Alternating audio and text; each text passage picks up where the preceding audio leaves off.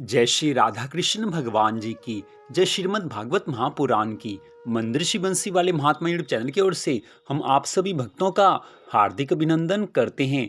आज हम आपको सुनाने जा रहे हैं श्रीमद् भागवत महापुराण के 10वें स्कंद के 8वें अध्याय के दूसरे भाग की परम पावन कथा, जो कि इस प्रकार है। श्री सुखदेव जी महाराज कहने लगे हैं, हे राजा परीक्षित, अब आगे की कथा सुनो। एक दिन घुटनों के बल चलकर श्री कृष्ण ने घर के आंगन से बाहर आकर ब्रज की दही के समान चिकनी मधुर माखन मिट्टी खाई थी। ये देखकर सब गोप बालकों ने यशोदा मैया से जाकर ऐसे कहा है, तेरे लाल ने माटी खाई, यशोदा सुन माई। हे मैया यशोदा, कृष्ण ने आज माटी खाई है।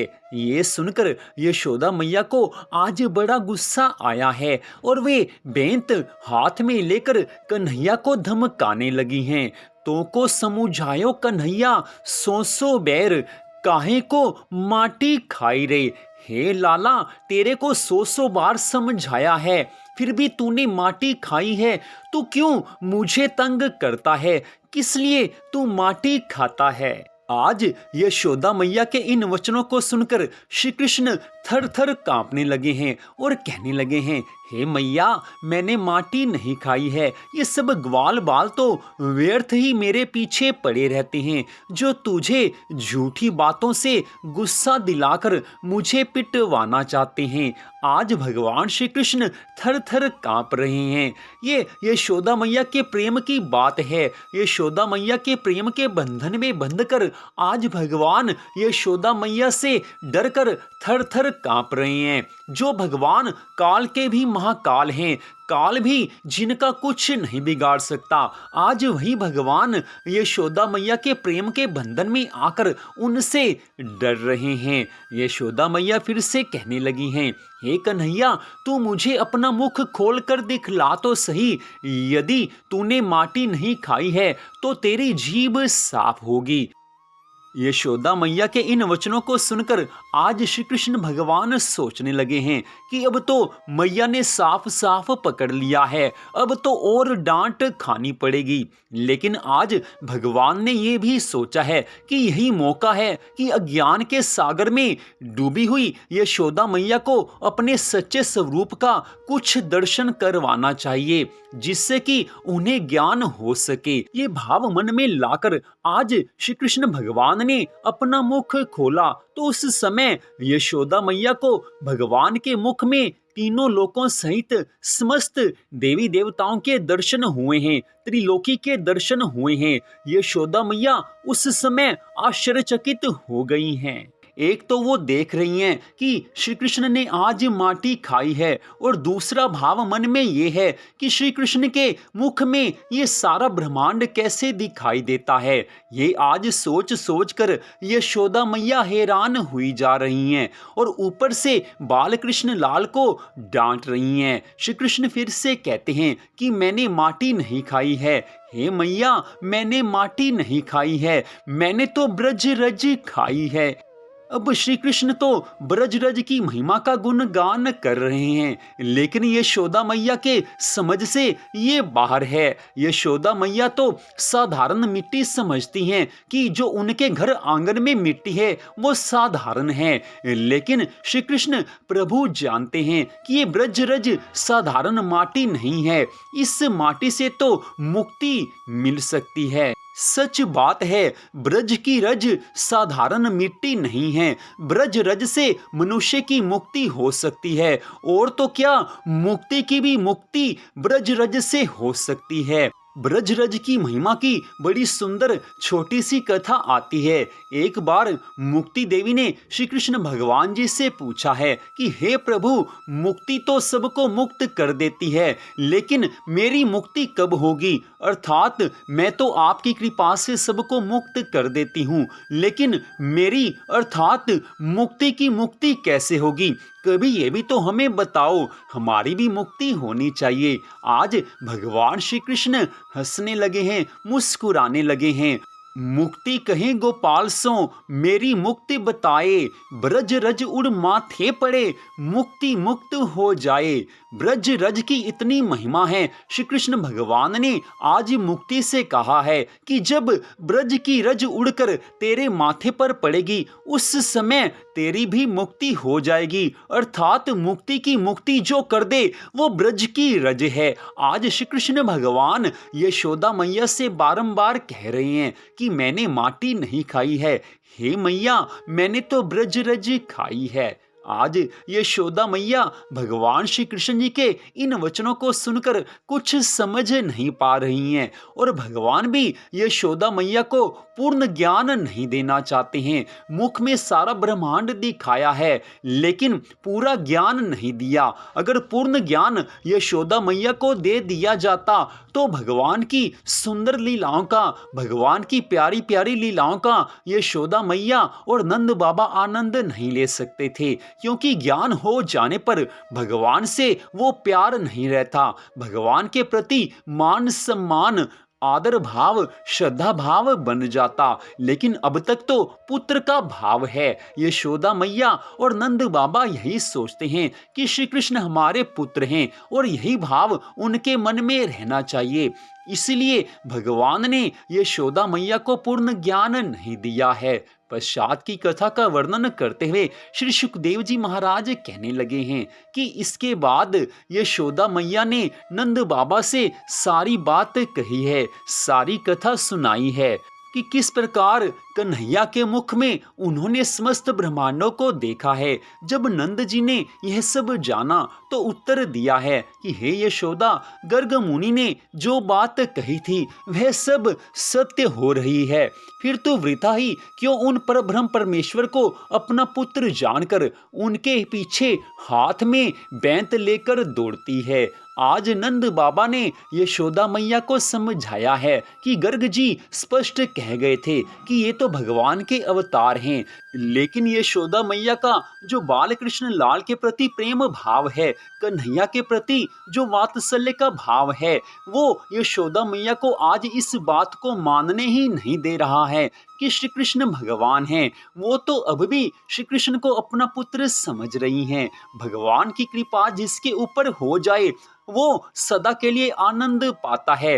नंद बाबा को थोड़ा थोड़ा ज्ञान हो गया था, लेकिन भगवान ने नंद बाबा के उस ज्ञान को भी अपनी माया द्वारा हर लिया। आज नंद बाबा भी बाल कृष्ण लाल को अपना पुत्र समझकर अपनी गोद में बिठाकर प्यार कर रहे हैं।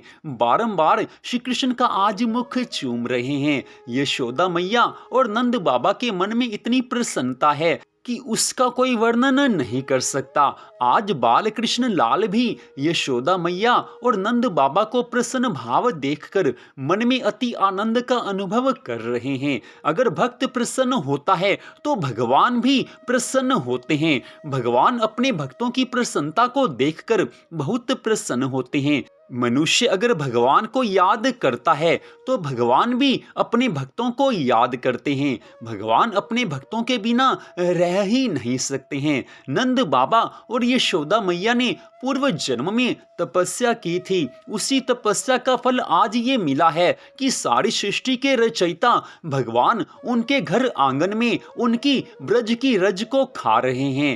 ब्रज मंडल में तरह तरह की बाल लीलाएं प्रभु आज दिखा रहे हैं। यशोदा मैया और नंद बाबा ने तपस्या की थी, लेकिन पूरे ब्रज मंडल का आज अनोखा सौभाग्य है।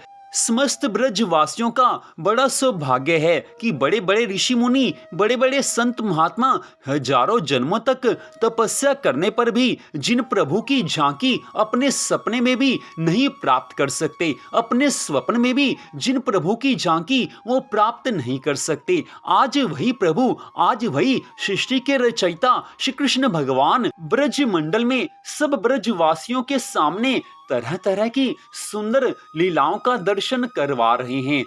सब ब्रजवासी भगवान की सुंदर सुंदर लीलाओं को देखकर अत्यंत आनंद का अनुभव करते हैं। उनके मन में ये भाव तो है ही नहीं कि ये भगवान हैं। उनके मन में तो एक ही भाव है कि ये तो हमारे कन्हैया हैं, हमारे बाल कृष्ण लाल हैं। हम इनके साथ रहते हैं और ये हमारे साथ सदा रहते हैं। हम इनसे एक क्षण के लिए भी दूर नहीं हो सकते और ये भी हमारे से एक क्षण के लिए भी दूर नहीं हो सकते। सब ब्रजवासियों के मन में श्री कृष्ण के प्रति जो प्रेम भाव है वो जन्मों जन्मों की तपस्या का फल है।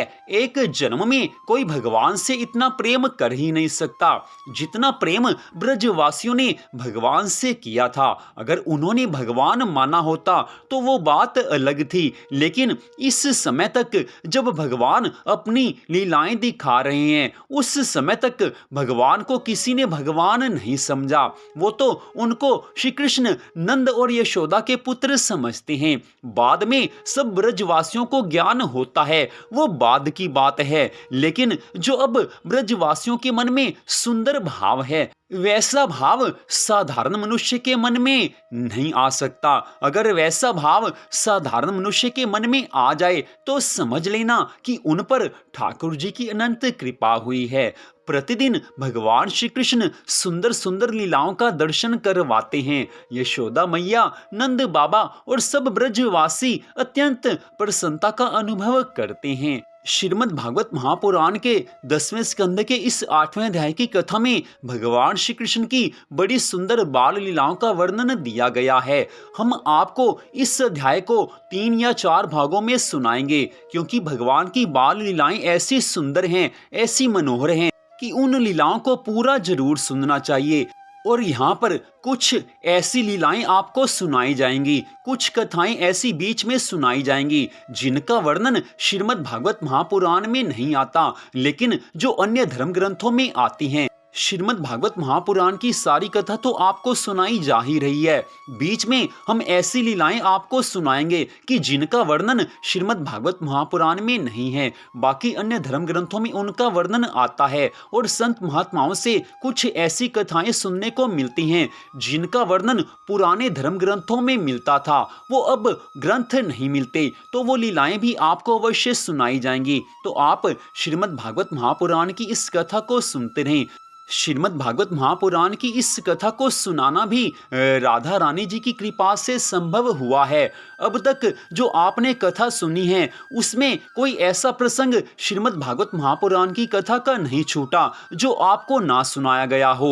यहाँ पर हम आपको श्रीमद् भागवत महापुराण की सभी कथाओं को सुना रहे हैं। कोई प्रसंग ऐसा नहीं रहेगा कि जिसे हम आपको ना सुनाएं। सारा कुछ आपको सुनाया जाएगा, क्योंकि हमारे सामने 7 दिन के समय की बात नहीं है। हमें तो जब तक ये कथा चलती रहेगी आनंद आता रहेगा और आपको भी आनंद आएगा। तो इन कथाओं को आप सुनते रहें, आपके जीवन में भगवान की अनंत कृपा होगी, भगवान से आपका प्यार हो जाएगा। श्रीमद् भागवत महापुराण की कथा को सुनने से भगवान से प्यार हो जाता है। श्रद्धा से जो कथा सुनेगा उसका जीवन अवश्य बदलेगा, और जो कथा को सुनते हैं उनको जीवन में सब कुछ प्राप्त होता है और अंत समय में मोक्ष भी मिल जाता है। मुक्ति अर्थात मोक्ष हमारे मनुष्य जीवन का परम लक्ष्य है। अगर मुक्ति मिल गई तो समझ लेना कि फिर 84 लाख योनियों से छुटकारा हो गया। ये श्रीमद् भागवत महापुराण की कथा को सुनने से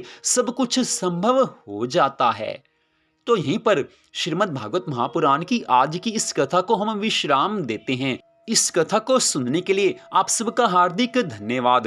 भगवान श्री राधा कृष्ण जी की श्रीमद् भागवत महापुराण की अनंत कृपा सदा आप सब पर, आपके परिवार पर बनी रहे, इसी मंगल कामना के साथ जय श्री राधा रानी सरकार की, जय श्री कृष्ण भगवान की, जय श्रीमद् भागवत महापुराण की, जय श्री सुखदेव जी महाराज की, जय महाराज परीक्षित की। जय जय श्री राधे, जय जय श्री राधे, जय जय श्री राधे श्याम।